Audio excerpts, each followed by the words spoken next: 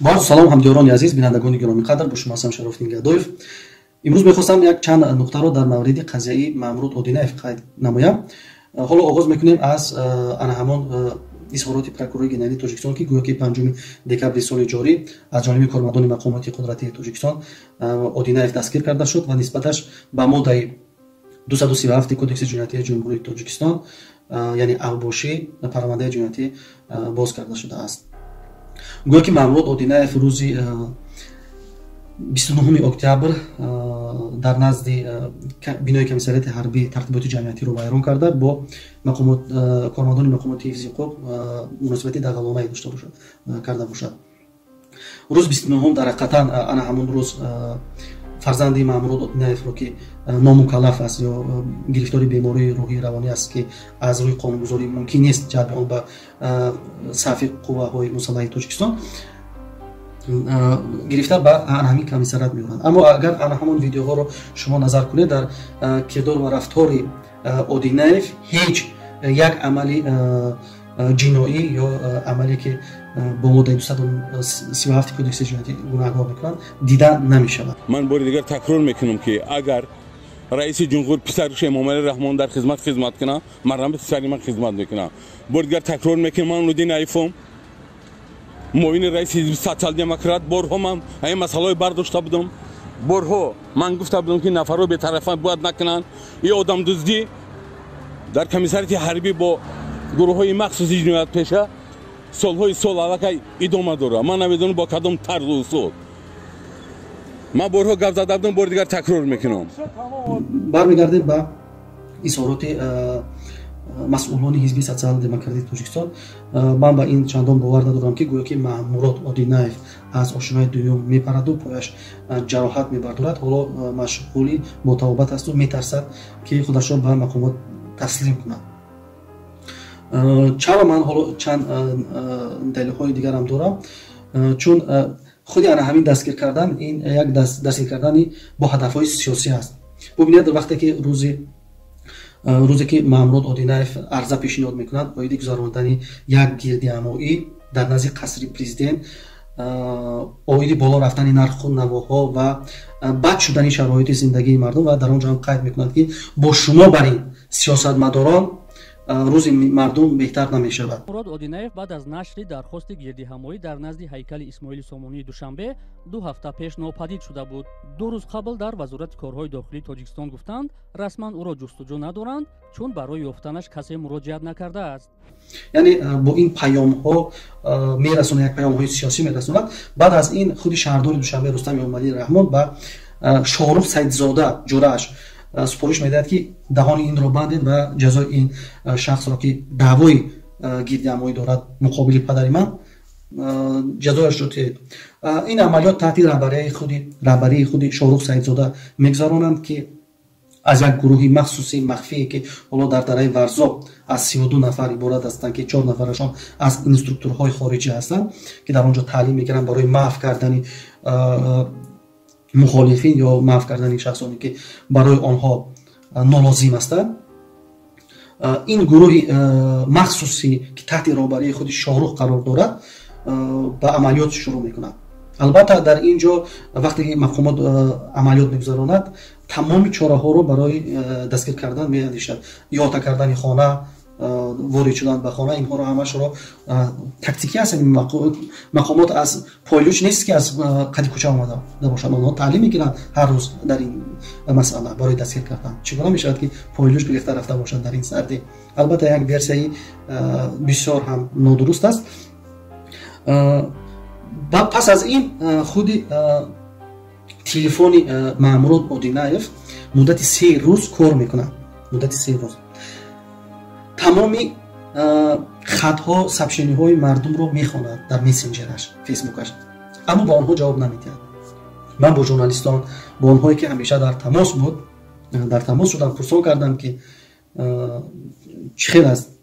گفتم که مامرود یک عادتی داشت، یک دلخواه حالتی که رخ میداد، اون حتما ژورنالیستان رو дар ҷараён мегузошт, ҷомеаро дар ин ҷараён мегузошт ки бубинад як ҳолат як ҷинояте содир шуда истодаст, як кори ғайриқонунӣ мақомати қудрати нисбати ман ё нисбати шахси дигар анҷом дода истодаст, яъне ки бо журналистон алоқаи зишт дошт.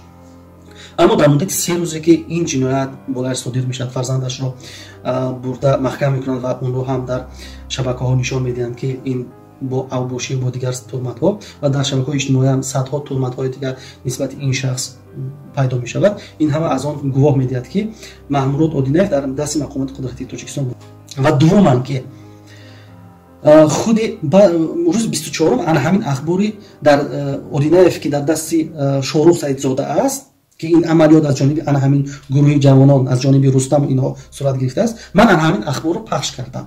баъзе аз корбарон бар ин назар буданд ки Маҳмурод Одинаев дар яке аз таҳхонаҳои шуъбаи Вазорати корҳои дохила дар пойтахт нигаҳдорӣ мешавад ва раҳбарияти Вазорати корҳои дохила ин ҳамаро аз ҷомеа пинҳон медорад. баъд аз пахши ана ҳамин ахбори ман чанд соат баъд шуъбаи корҳои дохилии ноҳияи Ҳисор эълон мекунад ки мо Одинаевро дар ҷустуҷӯ қарор додем. баъд аз як ҳафта гузаштан, як чанд рӯз пеш дақиқан кормандони сухангӯи Вазорати корҳои дохила мегӯяд ки мо Маҳмурод Одинаевро намекобем ва ҳамчун шахси нопадидшуда низам намекобем, чун ҳеҷ кас аз наздиконашон ба мо маълумот надоданд, арза пешниҳод накарданд оиди ҳукм шуданаш. ва дигарам ки мо танҳо ба хотири қазияи фарзандаш ки бо авбошӣ гунаҳгор мешуд ҳамчун шоҳид даъват карда будем, на ин ки ҳамчун айбдоршаванда. диққат кунед ки 20 ноябр парванда мегӯяд боз шудагӣ аст, 21 ба амалиёт шурӯъ мекунад барои дастгир кардан. шаби 21 ана дар ин ҷо ҳам шекедии ноҳияи Ҳисор ба сухангӯи Вазорати корҳои дохила рост намеояд, яъне дар ин ҷо як дурӯғе ҳаст.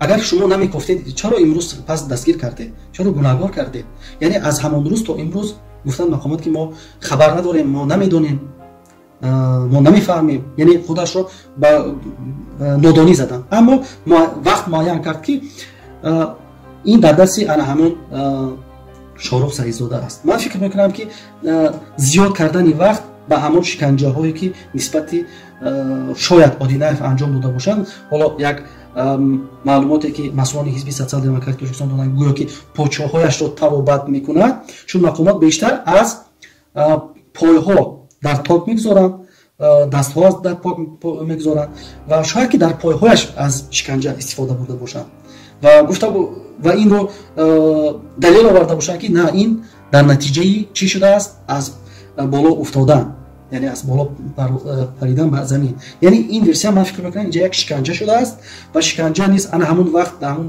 давраҳо боз баъзе аз кормандоне мепурсидам, овозаҳо гуфтанд ҳастанд ки шиканҷа шуда шояд фавтида бошад. худоро шукр ки на фавтида будааст. дигарам ин ки ҳоло фарзанди Маҳмурод Одинаев бо ҷурми авбошӣ дар ин ҷо гунаҳгор карда мешавад. ман фикр мекунам фарзандашро барои бор кардан, яъне барои қонеъ кардани Маҳмурод Одинаев ки ягон ҷиноятро ба ӯҳда гирад, ба зиммаи худ гирад ва фарзандашро ба хотири фишор овардан ба Маҳмурод Одинаев дастгир кардан. болои ана ҳамин хонавода хеле зулмҳои зиёд омад. ҳам аз соли 2012 ман шоҳиди шиканҷа шудани фарзандаш будам ки фарзандашро дар зиндон шиканҷа карданд ва он видеоҳое ки берун оварданд дар ҳамаи мо шоҳид ҳастем. аз ҳамон давра ман ана ҳамин мардро аҳамият медодам ки дар ҳама ҷо талош мекард, фикри назари худашро мегуфт ва дар ҳеҷ ҷо ман надидам ки ҳамин мард гурезад ва гурехтани ана ҳамин шаку шубҳаҳоро хеле ҳамро ба бор меорад. ҳоло мақомот ҳар версияе ки ӯро пешниҳод мекунад, ман ин версияҳоро қабул надорам ва боз ҳам такя мекунам ба ҳамон манбаъҳое ки ба мо хабар доданд ки ин масъала бо роҳбарии худи Шоҳрух Саидзода гузаронидааст, чун онҳо барояшон имиҷи Рустам Эмомалироҳмон хеле аҳамият дорад. ба хотири имиҷи Рустам ва Шоҳрух ки ҳоло ҳадафи вазир шудан дорад халал нарасонад, ин бозиро шурӯъ кардан. шояд масъулони ҳизби социал-демократии Тоҷикистонро ҳам фиреб доданд ки гӯё ки Маҳмурод Одинаев дар озодӣ аст. شاید فشار آورده باشند به مامورات ادینایف که شما در این بازی وارد میشوید، خیلی ما به شما این یا آن سبوکی ها را میاره. شاید این شده باشد، چون وقتی که من را دزدیده بردن به تاجیکستان، چون من یک نفر هستم خودم در این ظلم ها، در ظلم های این خانواده رحمانوف گرفتار شدم، میدونم، احساس میکنم که سه شرط گذاشتن: یا کشته میشوی، کسی تو رو در اینجا بودن نمیدونه، دوم که یا زندان میشی، یا سوم با ما همکاری میکنی. همین سه شرط.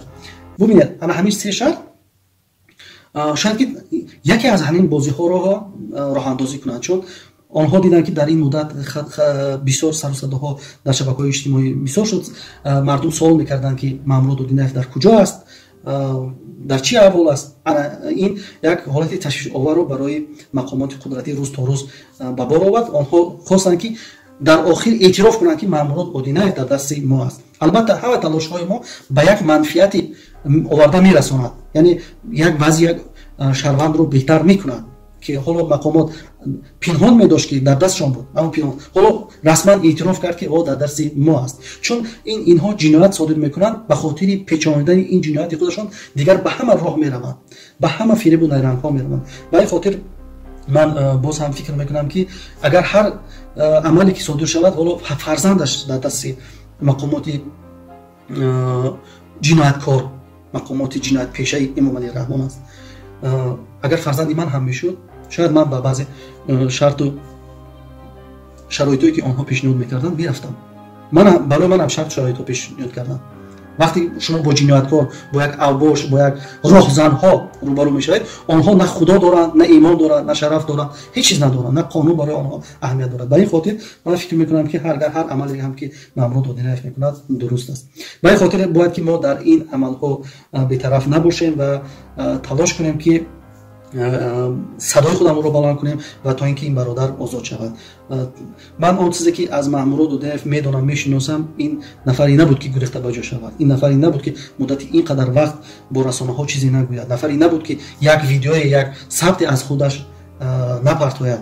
من فکر میکنم، من باور دارم که در اینجا انا همون ورسیایی که در اول گفته بودن درست است، ولی انا همون آوازه هایی که گویا که فوتیده است نادرست بوده است. و باید که ما هممون دانیم که مامورات ادینایف رو با سپارش رستم امام علی، با سپارش امام علی رحمان، با راهبری شاهرخ سعیدزاده این جنایت صادر شده است.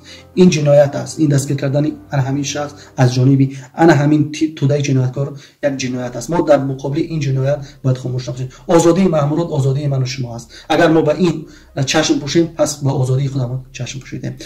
برای خاطر تلاش کنید، صدا بلند کنید تا اینکه این برادر از ظلم و چنگ این ظالمان رها یابد. خدا نگهدارتان. همدیران عزیز، باز ان شاء الله در تماس هستیم.